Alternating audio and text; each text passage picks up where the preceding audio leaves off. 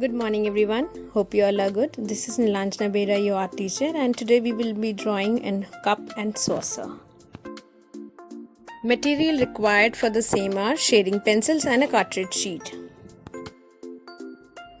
The basic shapes that we required for this kind of drawing is elliptical, and the edges should be little curvature, not like this where you have a sharp end, which is wrong, because we are going to draw cup and saucer, so edges will be a little more curvature.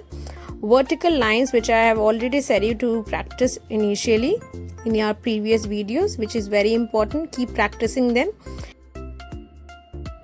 Before starting with the drawing, you should practice these shapes so that you can freely move your hand for drawing.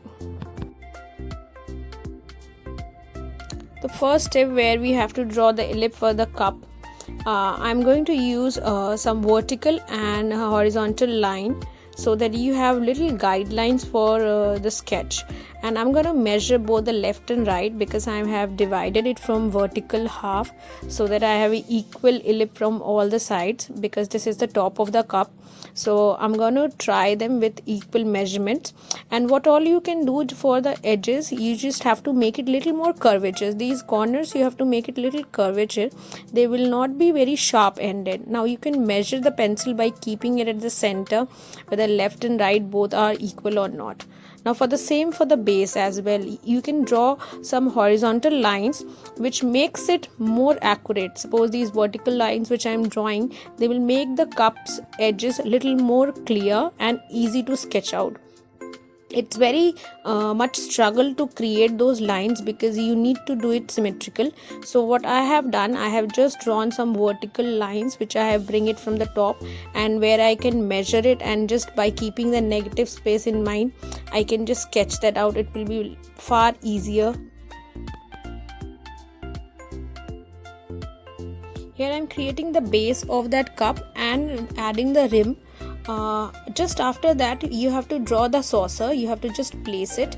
Make sure, because it is over the saucer, some portion will be overlapped, so you have to sketch that out. I'm again measuring from the vertical side so that it is equal from both the angles, and now just giving that curveness, or just creating those edges little more softer. So you have to be again take care of the sizes or the sides of that saucer, whether they are not sharp at the end or not. Now the broadness which is I'm creating, it's completely dependent on from which angle you're observing.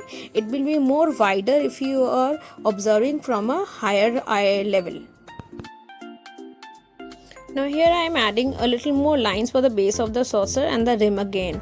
Now I have to constantly measure whether it is vertically straight or not.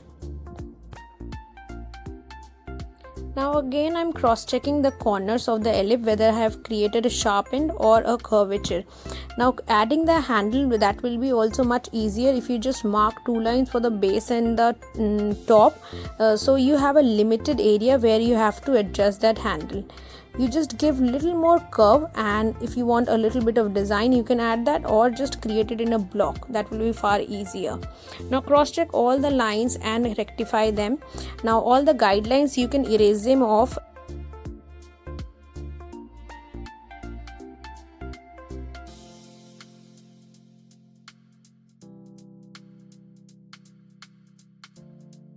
Here I am adding the edges to the cup and the saucer. It will be a fine line. Just try to create it, and it will be kept white only. The same you have to do it with the saucer as well. Maybe it will vary, but you can create it and leave it white exactly the same.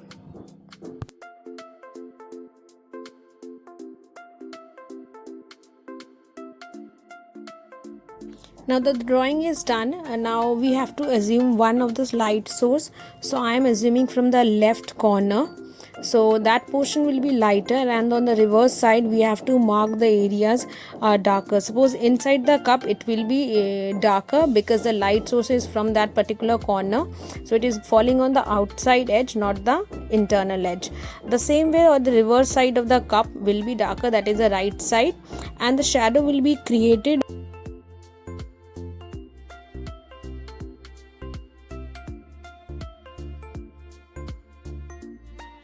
Right now I'm just marking the areas with a very light tone of the pencil, that is the 2B, and that too very lightly. Now I'm just marking the areas where it can be a little darker, and you can leave the areas where you think the light will fall, and the rim or the inside edges, those will be the darker portions. In this work I'm using that cross hatching and the hatching technique, where I'm just blending it, but some lines you can see those are visible. So even after blending, at the end I am gonna take those lines little more darker and create them with little pressure on that sheet.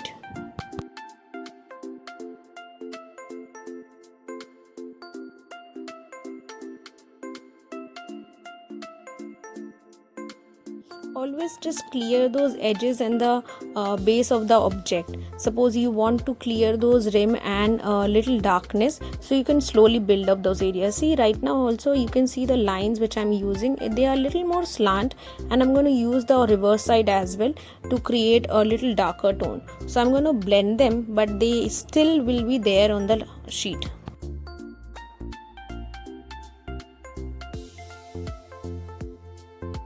Inside the cup you have to create that darker tone, because the opposite side or outside that shape, it is lighter, and it always works very contrast color tones, especially in the pencil shade. You can see the dark and the light, one is the white, another one is the gray or the dark black.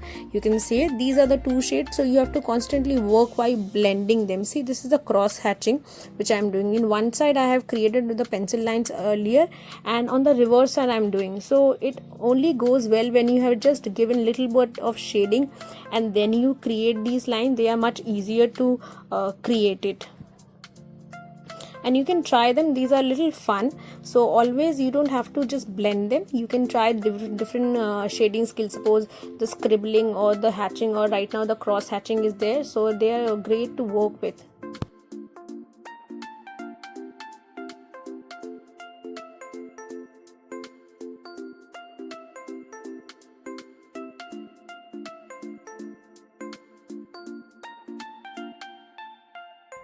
Wherever you observe the darkness is there, just go slow, and then gradually you just build up that area.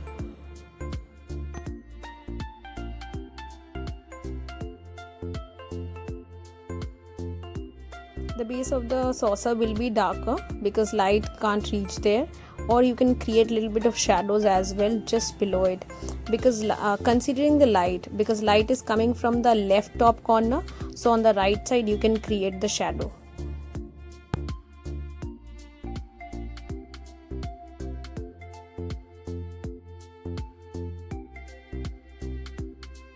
Here I have took the 4B pencil, and whatever required darkness or depth I can add it with that. So you can switch the pencil when you have almost done with the previous pencil and you require a little bit of darkness, that will be created with a new pencil.